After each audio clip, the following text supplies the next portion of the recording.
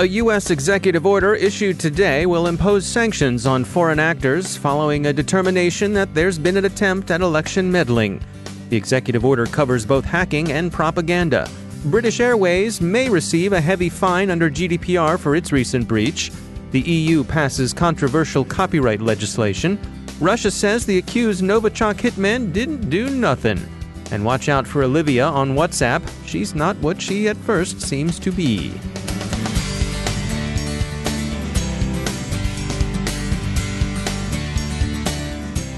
Time to take a moment to tell you about our sponsor, ThreatConnect. With ThreatConnect's in-platform analytics and automation, you'll save your team time while making informed decisions for your security operations and strategy. Find threats, evaluate risk, and mitigate harm to your organization. Every day, organizations worldwide leverage the power of ThreatConnect to broaden and deepen their intelligence, validate it, prioritize it, and act on it. ThreatConnect offers a suite of products designed for teams of all sizes and maturity levels. Built on the ThreatConnect platform, the products provide adaptability as your organization changes and grows. Want to learn more? Check out their newest research paper entitled Building a Threat Intelligence Platform. ThreatConnect surveyed more than 350 cybersecurity decision-makers nationwide. Research findings include best practices and the impact of businesses due to threat intelligence programs, and how organizations who have fully mature programs have prevented phishing attacks, ransomware attacks, and business email compromise. To check out the research paper, visit threatconnect.com/cyberwire. That's threatconnect.com/cyberwire. And we thank ThreatConnect for sponsoring our show. Major funding for the CyberWire podcast is provided by Cylance. From the CyberWire studios at Data Tribe, I'm Dave Bittner with your CyberWire summary for Wednesday, September 12, 2018. Ars Technica has just reported that U.S. President Donald Trump today signed an executive order that would automatically impose sanctions on any foreign entity found to be interfering in U.S. elections. The text of the order, which is called Imposing Certain Sanctions in the Event of Foreign Interference in a United States Election, has not yet been released, but Director of National Intelligence Dan Coates and National Security Advisor John Bolton gave reporters an outline of the order in a conference call earlier today. The executive order declares a national emergency and requires the Director of National Intelligence to regularly assess activities directed at influencing or otherwise disrupting U.S. elections, and to report findings to the Departments of Justice and Homeland Security. Those departments would determine within 45 days whether the interference had occurred. If the conclusion is that someone did interfere, then the Departments of State and Treasury would automatically impose a range of appropriate sanctions. Such sanctions could include, the executive order specifies, blocking of assets, blocking transfer of property, stopping U.S. investment in sanctioned companies, and restriction of travel. National Security Advisor Bolton said that the order covered not only attacks on election infrastructure, which would presumably include voting machine hacks, data manipulation, and so forth, but also distribution of propaganda intended to have an effect on an election. DNI Coates said, quote, "We've learned our lessons. Our focus is, going forward, that we have the integrity of the election in place and we have the measures in place to deter and retaliate if necessary." End quote. A determination of foreign influence could come at any point in an election cycle. One interesting point, stressed by Bolton, is that the first public notice of a finding of interference would usually be the impositions of sanctions themselves. The U.S. doesn't, Bolton explained, wish to risk exposing the intelligence sources and methods used to investigate such matters. The executive order comes as Congress is considering legislation to accomplish some of the same goals. The Deter Act, co-sponsored by Senators Van Hollen, a Democrat of Maryland, and Rubio, Republican of Florida, would impose economic sanctions against Russian companies and require the executive branch to identify other countries involved in election interference, within a deadline of 90 days to propose sanctions. A similar bill is under consideration in the House of Representatives. The British Airways data breach remains under investigation. The general consensus is that Risk IQ got it more or less right in attributing the intrusion to the Magecart gang. The incident is expected to result in precedent-setting GDPR enforcement action. Bloomberg reports that authorities are considering a fine, and online magazine Payments suggests the fine could be a lulu, as much as £500 million. This is especially likely if enforcers conclude this is the time to draw a compliance line.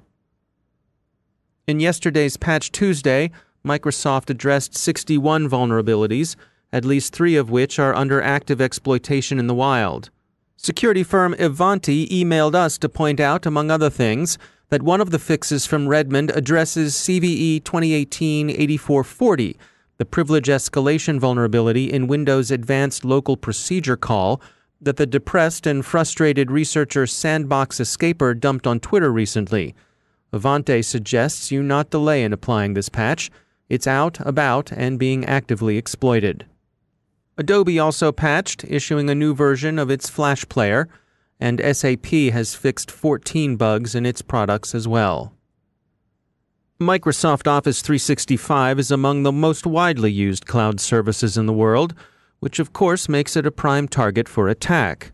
That makes securing Office 365 a priority for many organizations, but it can be complicated. Robert Block is Senior Vice President of Product Strategy at SecureAuth, a company focused on preventing the misuse of credentials. It depends on the license level and the strategic value that organizations have placed on Microsoft. If I looked at our prospect and customer base, it's probably in thirds.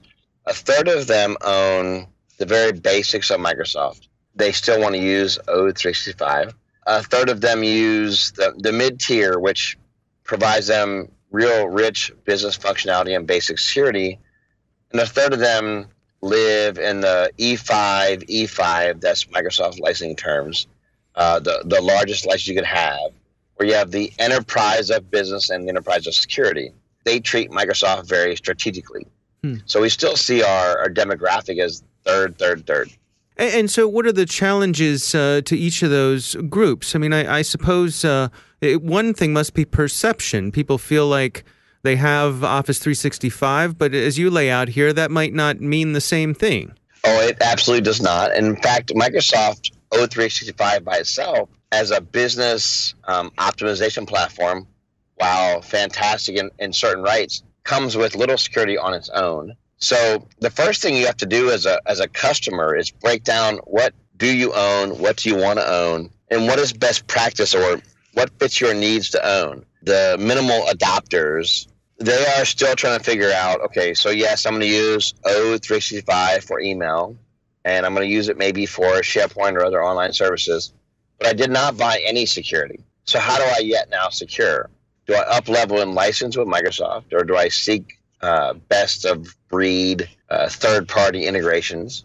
The mid-tier is saying, hey, I bought some feature-rich business optimization and I bought some foundational security, but is that enough? And it's likely not. So now what do? Do I up-level again, or do I seek out third-party best of breed, best practice-based security scenarios? And the third is saying, hey, I've bought it all, but I had no idea I bought 9 products just for security, and they intermingle each other in certain ways that is not great for my user experience. Now what should I do? Should I still seek third party, or should I just live with what I have and deal with it on the pro-serve side and administratively? Now, what about the folks at that entry level? It seems to me almost upside down in a way that the people with the least amount of sophistication, I would suppose, are also the ones with the least amount of protection. 100%. And I think that's an industry systemic issue, right? I won't necessarily fault Microsoft for that. I think our SMB to low mid-level space does have the least sophistication and resources, to your point. At the same time, they have the same issues. They're an attack surface. Their credentials are at risk. They still store PII. They still have sensitive information. They still have to produce a service that's consumed by someone, just at a smaller scale. So take us through, I mean, what is your advice for someone who's approaching this and trying to decide, they know that they want to use Office 365. There's some real benefits for them there. How should they approach it? How do they know how to begin? So I'm going to say something that might put people off. Stop listening to Microsoft. Listen to yourself. What does your business need? And write that down. And then go back again. What would make your business excel or accelerate? And write that down.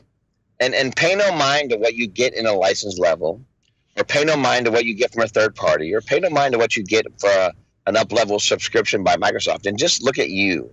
What makes your business run and thrive? Once you've documented those business and security requirements, now backfill who can fill those needs the best. That's Robert Block from SecureAuth. The European Union passed its long-debated and widely feared copyright law, which incorporates what's been called a link tax. There are some exemptions for smaller organizations and not-for-profits, but in general, the law is very good news for rent-seeking big media companies and moderately bad news for everyone else, where the law is widely seen as opening up considerable possibilities for censorship. At a minimum, the measure seems likely to force YouTube-like content moderation on much of the Internet. Russia's President Putin says they now know who the two men are the British fingered for the Salisbury nerve agent attacks. He says they're just regular Joes, civilians, and neither criminals nor GRU hoods. Presumably they got their Novichok, which in the Russian view they of course didn't actually have, off their spice rack in the kitchen. I know that's where I keep mine, and it's probably where you keep yours too. Mr. Putin says he hopes the two will soon tell their story. There's a European arrest warrant out for both Petrov and Boshirov, the two alleged goons, but no one expects them to present themselves to British authorities soon or indeed ever. According to the BBC, Mr. Putin said, quote, "We know who they are. We have found them. I hope they will turn up themselves and tell everything. This would be best for everyone. There is nothing special there, nothing criminal, I assure you. We'll see in the near future." End quote. Russian state television reacted with all the full-throated approval one would expect from Russian state television, calling Mr. Putin's remarks simply sensational. Channel 1 speculated that British Prime Minister Theresa May would resign on the news that Petrov and Boshirov are just regular guys, or else that she'd double down on lies and propaganda. The case is an interesting study in Russian information operations. Lots of confusing cross-currents of misdirection, most recently concerning timestamps on surveillance footage of Petrov and Boshirov, flat denials of involvement accompanied by sententious good citizen offers of cooperation in the investigation, charges of foreign hostility to Russia, and allegations that whatever happened was a provocation. It's a familiar playbook, and it will be seen again. And finally, in a particularly nasty scam being reported by WhatsApp users in the UK, children are being targeted by someone or some people calling himself, herself, or themselves Olivia and inviting the recipients to click a link. The link goes to nasty adult content. The motivation appears to be art for art's sake, simple disinterested nastiness, and sadly there's more than enough of that gurgling around in cyberspace. There may be some attempt to disarm children in the choice of the name Olivia, which is the name of the piglet heroine of a popular series of children's books. Sorry to give you something else to think about, parents, but keep an eye out for Olivia on WhatsApp. She's not what your children might take her to be. If you see such a message, WhatsApp says you should block the sender, disregard and delete the message, and under no circumstances forward it.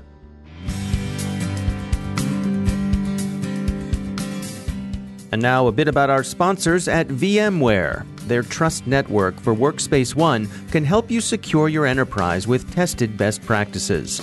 They've got 8 critical capabilities to help you protect, detect, and remediate. A single open platform approach, data loss prevention policies, and contextual policies get you started. They'll help you move on to protecting applications, access management, and encryption. And they'll round out what they can do for you with micro-segmentation and analytics. VMware's white paper on a comprehensive approach to security across the digital workspace will take you through the details and much more. You'll find it at thecyberwire.com/VMware.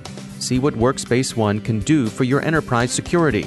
Thecyberwire.com/VMware. And we thank VMware for sponsoring our show.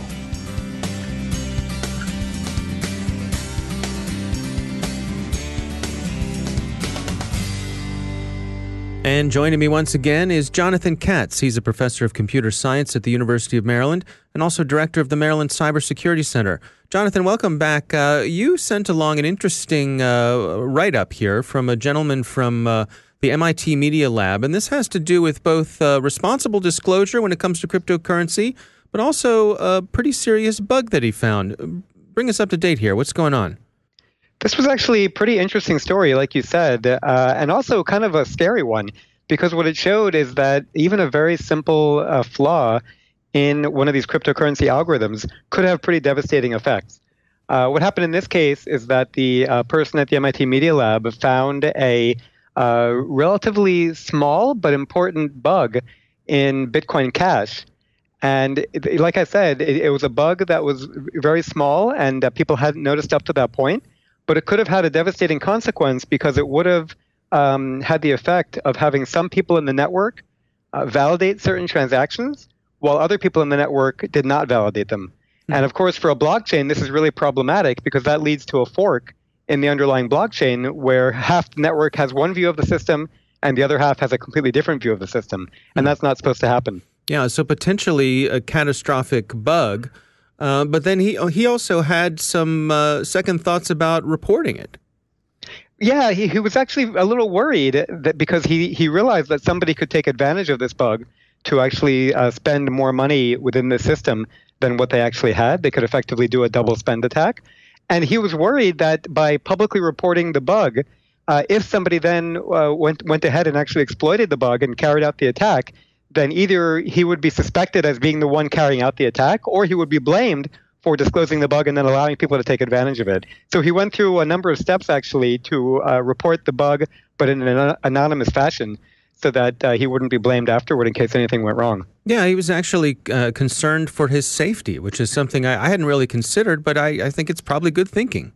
Well, with these cryptocurrencies, there's real money ultimately on the line. And so these bugs can really have significant financial consequences. And so how does it end? Is it all's well that ends well? Well, yes and no, right? So, of course, he reported the bug and the bug was promptly fixed. But what's worrisome here is the fact that even though all this code is open source and anybody can go ahead and look at it, and even though you have really talented programmers working on this code, bugs still creep in. And it just shows how careful we all have to be about the software that we're using, especially in the context of these cryptocurrencies, which are contributed to by lots of people around the world, potentially in a more haphazard manner than code that's put out by a company. Yeah. So even though it's open source, I guess that has its good and its bad.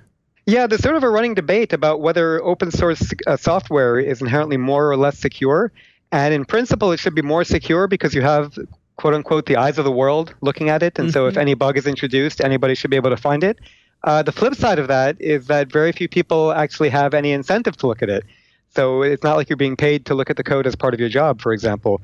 And so maybe this is just a case in point that you really do need dedicated people whose job it is to look over code. And you can't just rely on volunteer effort to generate secure code.